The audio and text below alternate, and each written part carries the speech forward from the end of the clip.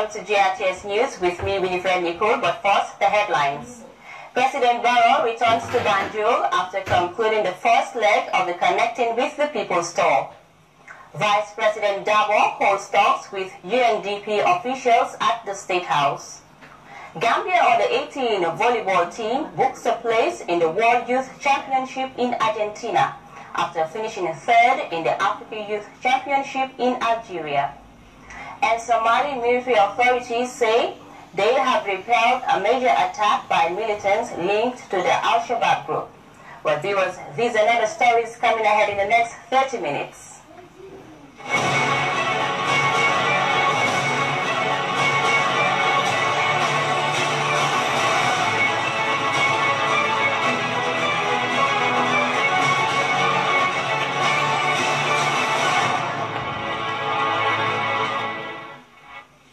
Thanks for joining us. We begin this bulletin with our local stories. The President, His Excellency Adama Barrow, entered the Greater Banjul area to a hero's welcome as thousands of people stormed the main highway to cheer him.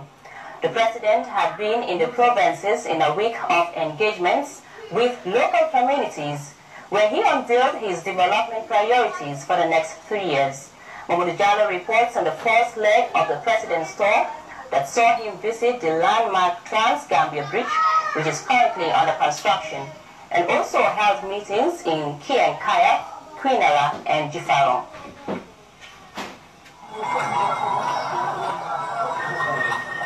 After a night stop in Mansakongo, His Excellency the President drove to Yenitenda Bambatenda Ferry Crossing to visit ongoing works on the landmark Trans-Gambia Bridge, which is currently under construction.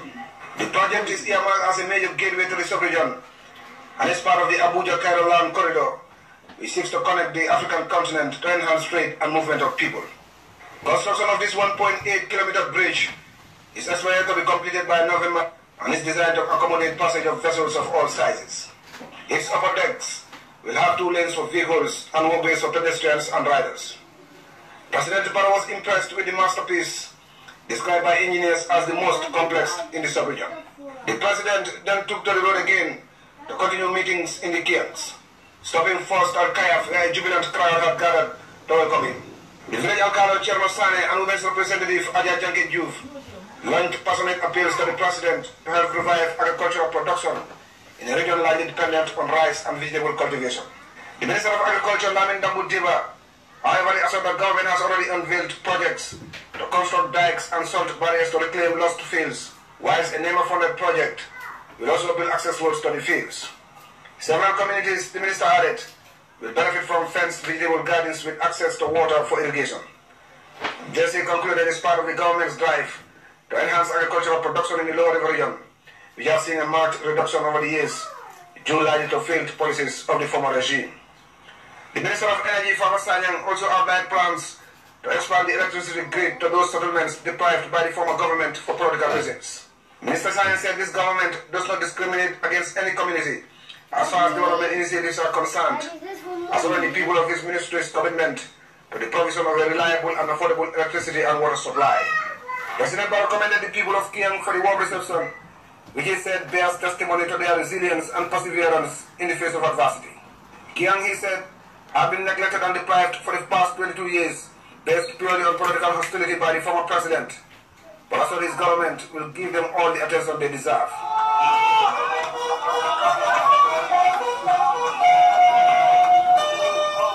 Repeating a similar message in Quinala and Jifarong, all in the Kiang, President Barrow called for unity and hard work to overcome the challenges the country faces. The Gambian leader revealed that his government has the will and resources to implement his transformation agenda, giving a timeline of 3 years to implement the National Development Plan, which has already got the backing of development partners. He promised a new era of development for Kiang, which he said had not benefited from any major project for the last 2 decades, a situation that has had grave consequences for the people. The President and entourage left Kiang Jifarong for the West Coast region, where an extraordinary reception was unfolding. Thousands of people stormed the Kalaji Bridge in a show of force to welcome the President as he entered the West Coast. After the usual welcome ceremonies, the convoy drove through the Phonies to Brikama, where large crowds blocked the road to catch a glimpse of the President. This would continue throughout the journey to Abuko, where he was received by Mayor Talib Benzoda of the Kanofi municipality and heads of the security services. The convoy was forced to a slow drive as people lined the pavements cheering the president. Such a rousing welcome evoked the memories of the last presidential election when Barras Moricate had to endure a grueling 2-hour journey along the Mamadi-Mandian highway. Fearing a repeat of such a scenario, the president's security detail had to wade through the crowds to make way for the Moricate to his into Banjul.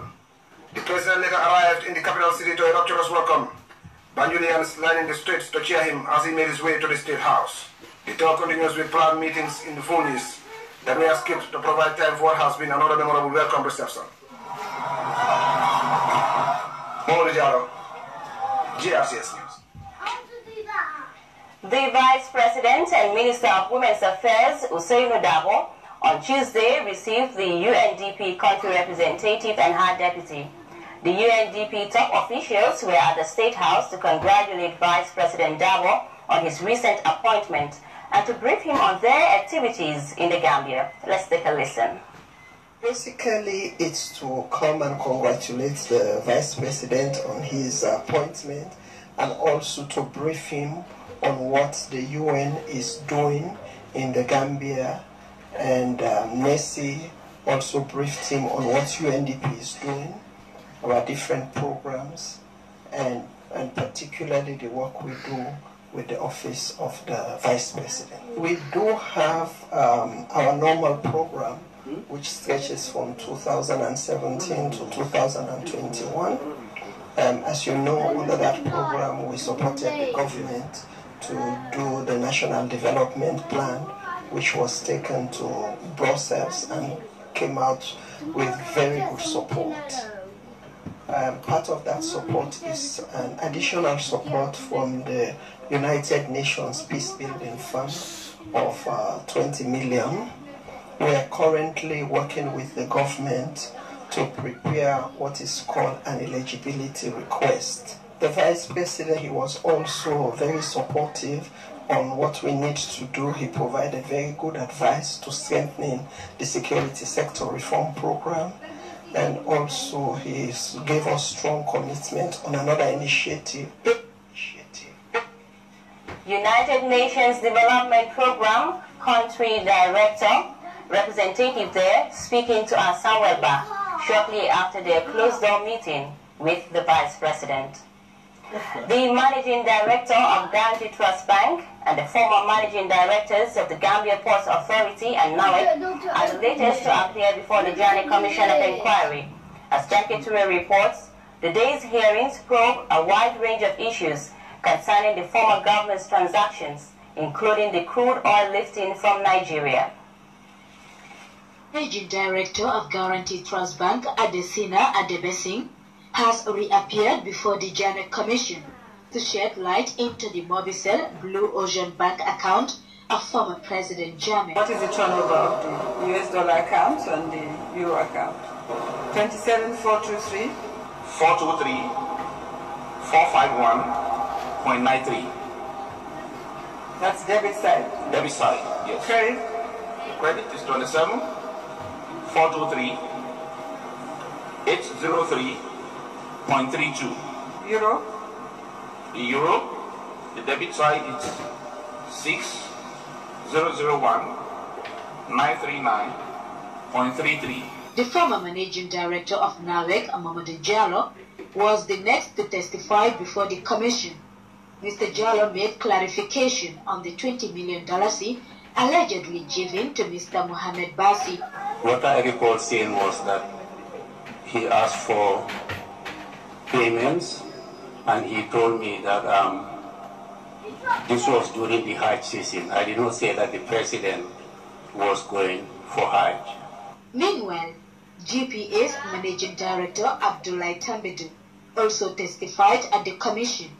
Mr. Tambedou was asked whether he was aware of Gambia Milling Corporation being involved in any work in exchange of the land, and he responded in the negative. Certain works in exchange for the land. Yes. I have not been informed. I'm not in the picture if they made any works in exchange for the land. Samuel Ahmed Abdoulaye Sarr also made clarification in connection to the lifting of crude oil from Nigeria. which he said he has no connection to the lifting of the crude oil. No facilitation, that means I had good relation with the people from the NPC, the Nigerian, National Nigerian Petroleum Company. I have very good relation with, at that time, the President Abacha, of which, and his Vice President. Former officials of the Gambia Port Authority were also summoned in connection to the replacement of Barajeli Ferry. For GRTS News, I am Junke Touren. Moving on, the Minister of Youth and Sports Tuesday presided over the opening ceremony of a 3-day training of school-going children. The training aims to expose children to positive behaviors to reduce violence in the learning environment. Kejetu Jallo covered the opening ceremony and now gives an update.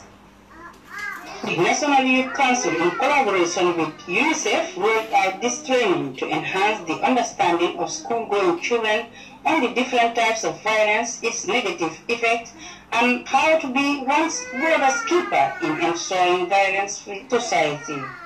The Gambia government has registered tremendous efforts in ensuring a conducive environment for children by ratifying international instruments that protect the rights of children. The Minister of Youth and Sports used the opportunity to highlight the importance of engaging relevant stakeholders in implementing those instruments. The chairman of the National Youth Council reiterated the council's commitment to partner with other organizations in order to come up with initiatives geared towards preparing and shaping of young people for the better as future leaders of this country. The Deputy Permanent Secretary, Ministry of Basic and Secondary Education, and a representative of the Regional Education Directorate, Region 1, commended the National Youth Council for partnering with UNICEF in a bid to end violence in schools. UNICEF's child protection specialist stated his office's continuous commitment to work with students as agents of change and called on participants to share the knowledge gained from the training. This 3-day training is expected to enhance safety and security measures that victims of violence suffer, and as well as reduce violence among school-going children. The forum is also expected to provide informed choices among participants and young people for better futures. Kejetu Jallo, reporting for GRTS News. Over now to news just in. The Gambia government reminds all citizens, foreign governments as well as members of all religious denominations that the Gambia remains a secular constitutional democracy where all are free to believe and practice their faith. A news release from the Ministry of Information says, following widespread mischaracterization of President Adama Barrow's remarks in the North Bank region about the planned construction of 60 mosques, the Gambia government makes it categorically clear that the reports were twisted and grossly exaggerated. Equally, the government wants to make it abundantly clear that the construction of religious houses was not its policy agenda nor development program. Instead, President Adama Barrow's vision for the Gambia is to radically transform the country into a nation of hope and progress that respects and protects constitutional due process, the rule of law, the culture of religious tolerance. The government acknowledges that some volunteer youth groups, among them the Barrow Youth Movement and NGOs, have availed themselves to the president with promises of boreholes, farming implements, seeds and fertilizers to support his development initiatives, as well as the voluntary construction of village mosques, following requests by local worshippers. However, these pledges and pronouncements by volunteers must not be misconstrued as a deliberate policy by the Barrow government to build mosques. The Gambia leader remains focused on the National Development Plan and renews his commitment to the secularity of the state, where all are equal before the law. The release ends. A multi-sectoral committee meeting on homegrown school feeding program was convened at the Regional Education Directorate in Basse, Upper River Region. The forum sought to discuss with relevant sectors and partners on challenges hindering the successful implementation of the initiative Our regional correspondent in the Upper River region, Ibrahim Jallo, was following that development, and he now gives an update.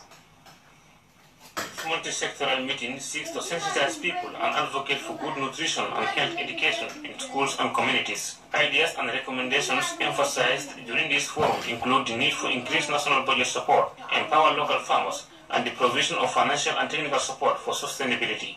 Participants, including farmers and women group representatives, called for clarity and honesty in the implementation of projects and programs.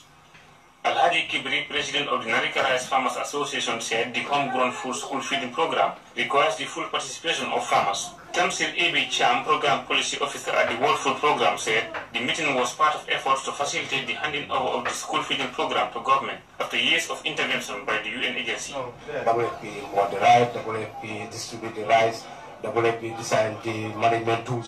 Now that's what we're saying, that the government and its people should be in the position to take up those responsibilities. And then government, WFP will stand behind or will be beside them to complement those activities and support the capacity building. According to officials, sensitizations were needed to enable communities to take ownership of these nutritional tasks with support from government and partners. We are telling people to eat what we grow. So this program has come to strengthen what we are growing. So I think as well, if all the stakeholders put their hands on deck, it is going to be sustainable, because they are not encouraging us to go and get other food that is not available within our communities. It's what we grow. School feeding is very, very important. And I'm telling you, a lot of children I have observed, even in this region, leave their homes and go to school without eating food. And they have no hope of eating food when they go back home. The meeting wrapped up with renewed commitment for the success of the homegrown feeding initiative to achieve the desired goals.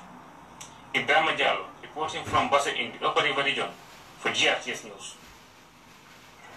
A decade ago, the Gambia Armed Forces initiated the GAF education, which commenced with Yundum Barracks Nursery School and expanded over the years to upper basic level.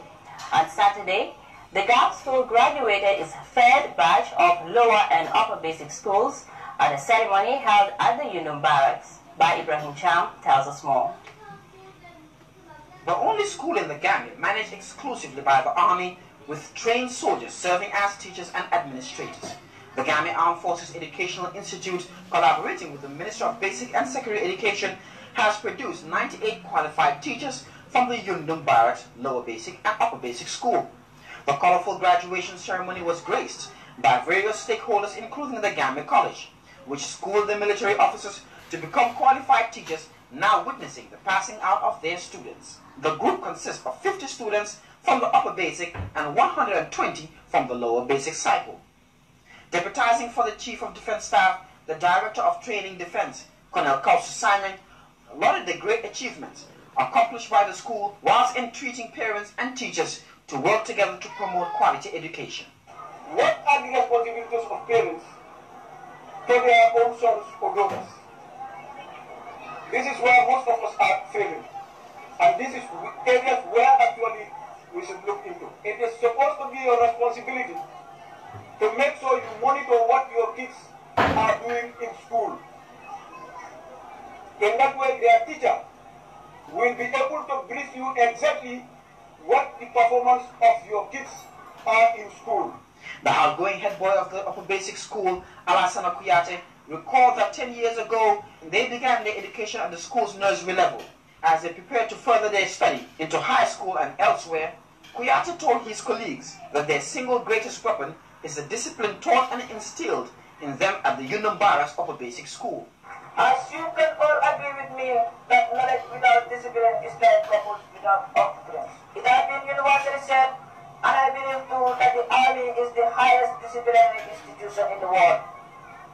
And discipline is the bedrock of any meaningful development. This I want to assure every parent and guardian here present that our teachers have transferred this military enable of discipline on us. The chief guest of honor and guest speaker, Aissatou Ndaw, vice principal of the Gambia College, told graduates their achievement is a combination of efforts by all stakeholders. Bravo for keeping it up, because there are other people who have dropped along the way, others who could not stand the test of time, and they had to drop out. But for you, you have continued. And I know Barracks, lower basic and upper basic is not an easy school. Because the people who are trained teachers are also trained soldiers. In the climax, prizes were given to the best performing students in various subjects, with Bananjai winning the award for the most outstanding student in the lower basic school, and Mohammed Jai won the most outstanding student prize for the upper basic school. For GRTS News, I'm by Ibrahim Cham. The Gambia Red Cross Society recently held a press conference.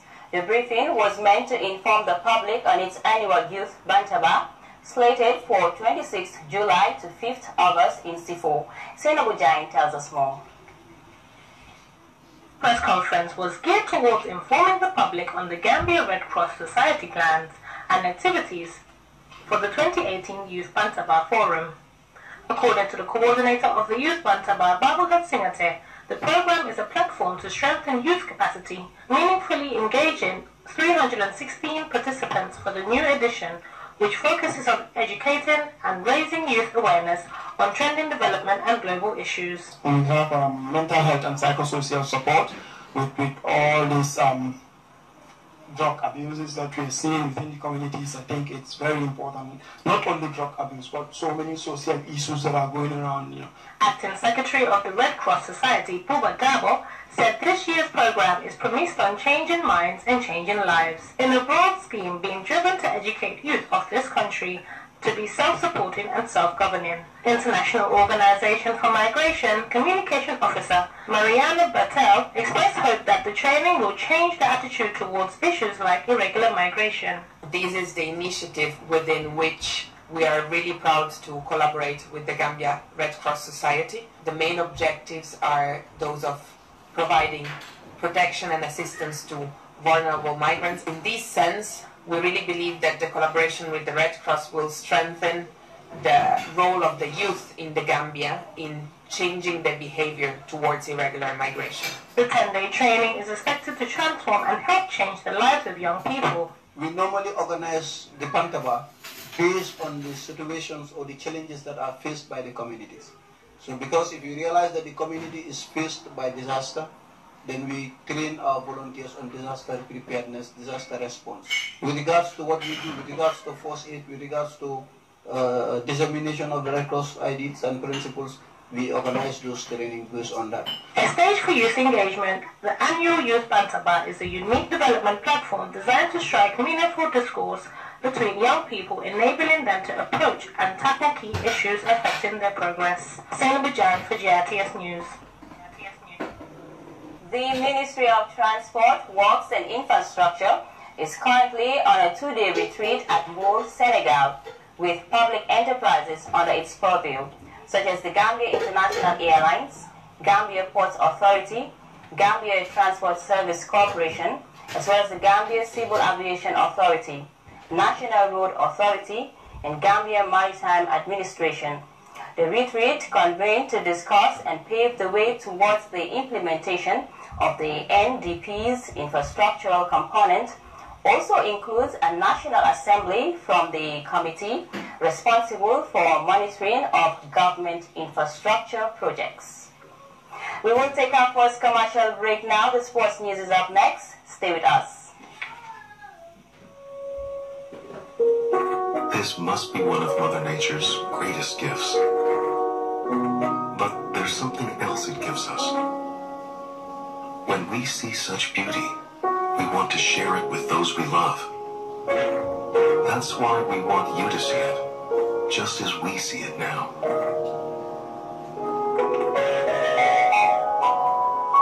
LG OLED TV.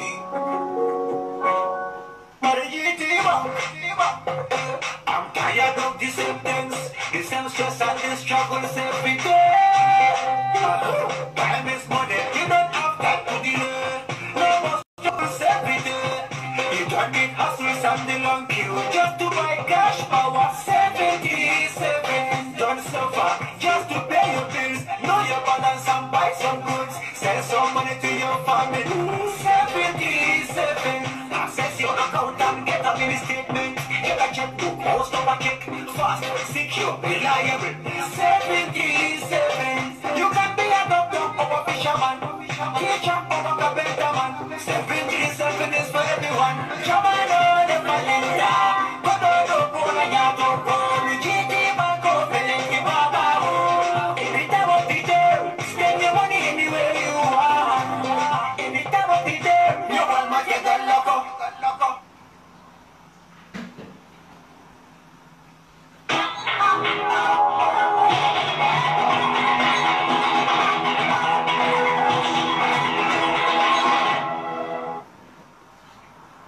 Welcome back. And now in sports. The newly appointed head coach of the Gambia National Under-17 male football team, Abdoulaye Bojang, continued his screening with players selected to undergo a trial for the Under-17 team. Grts sports reporter Modu Jain visited their training camp this morning to find out how the process has been going on. As part of preparations for the 2018 WAFU tournament to be hosted in Senegal, the new head coach for the Gambia National Under-17 football team, Abdoulaye Bojang, and his technical team are in the process of screening players. The coach initially began the trials with 60 players, and after a week of intensive training, 30 players were dropped and the remaining 30 are currently working with the technical team before the final selection will be made. The final selected players will represent Gambia in the WAFU tournament that will be used as a qualifying platform for the AFCON Under-17 Championships slated for 2019. Head coach Abdoulaye Bojang is satisfied with the way the trials is going. It's going fine, it's going smoothly, there is maximum discipline, cooperation, and the boys are working hard, and we are all eager to achieve something. And as I said, we try to work on developmental first. We have to develop the players both technically and tactically because it's a youth football. This will be the future players for the senior national team, so we have to prepare them better. The screening process criteria being employed by the coach includes a specific skill set that the players are expected to possess. We have to put our philosophy into them so that they can understand and adopt that also and play collectively. But technically you have to be good to be part of the national team, and the awareness also should be good. The assistant coach for the bar explained the difference between the players dropped and the ones maintained, and also the plans of the technical team. It's not about they're not good players, but we are looking for certain things. The quality that we're looking for, the hunger that we're looking for in certain players. That are the criteria that we're looking for right now. Drop some good ones, and we've left with some good ones too, and some will be dropped again. We have like a bunch of young players we want to develop. It's developmental right now, so that's what we're working on. The former Gambia Under-17 player Omar Dassi, popularly known by the name Waterman, is a frequent face at the training sessions of the young lads. He shared his impressions and gave advice to the players being scrutinized as well. I'm very impressed with the young players. So many talented players and potential. With the coach they have I think they can achieve something. Advice I used to give them is about work hard and training and to listen to the coaches and always to relax, and from there they can achieve their goals. The provisional list of selected players will continue training with the officials for a week before the final list will be selected to officially represent Gambia as the national Under-17 football team at the WAFU tournament to be held in Dakar this September. I am Modu Jain reporting for GRTS. From football to volleyball, where the Gambia's Under-18 beach volleyball team has made history by winning the country's fourth medal in a continental event at the ongoing African Youth Olympic Games. MS Jallo tells us more. Under-18 men's volleyball team has made history by winning bronze medal at the ongoing African Youth Games in Algeria. It was all smiles for the Gambia on the sands of Algeria after the West Africans won the third-place playoff with an emphatic 2-0 win over Algeria to scoop the bronze medal. The Gambian pair of Jahara Koita and Sekoli recovered from their semi-final loss to Mozambique to stun the host country. In front of a sell-out crowd, the Team Gambia duo of Seh and Jahara produced a spectacular display to win the first set by 21 points to 15. Before wrapping up their historic victory with a 21-15 points win in the second set to complete a comfortable 2-0 win over the North Africans. The youngsters now goes into the country's sports history books as the first Gambian volleyball team to win a medal at a continental level. The duo have had a brilliant tournament at the African Youth Games, having earlier won the likes of Egypt, Botswana, Cameroon, and Morocco en route to the semi-finals of the Under-18 to be held later this year. The team that nearly missed out on the tournament due to funding challenges has now made the Gambia proud, returning home with a bronze medal, another landmark achievement for the country's volleyball that has been doing very well recently.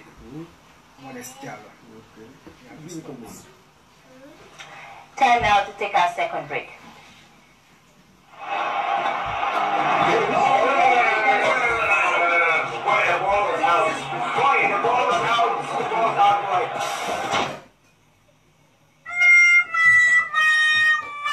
Not now. I promised to buy cash power today. Stop complaining and use your Africell line to get us cash power. My Africell line? Africell? Oh yes! With your Africell line. To buy your cash power, simply dial *777# to access your Africell money account and choose Buy Cash Power. Register your meter number, enter the amount of cash power you want to buy, and then enter your Africell money PIN code to confirm your transaction. But how can I refill my Africell money account? You can top up your Africell money account with no extra charges from any Africell outlet near you, or simply at any shop or bank where you see a sign that says Africell money available here. Buy your cash power now straight from your Africell money account at the cheapest cost ever. That's 50% less than the fees of other operators. Surprise! Nobody dares to march. Where Africell goes, nobody dares to follow. Welcome back, and before we take leave of you, a recap of the day's main stories. President Barrow has returned to Banjul after concluding the first leg of the Connecting with the People tour. Vice President Dabo has held talks with UNDP officials at the State House. Gambia Under-18 volleyball team has booked a place in the World Youth Championship in Argentina after finishing third in the Africa Youth Championship in Algeria. And Somali military authorities have said that they have repelled a major attack by militants linked to the Al-Shabaab group. Well, viewers, that was all in this edition of the News at 8. Join us at 10 for another bulletin. Until then, do stay with GRTS.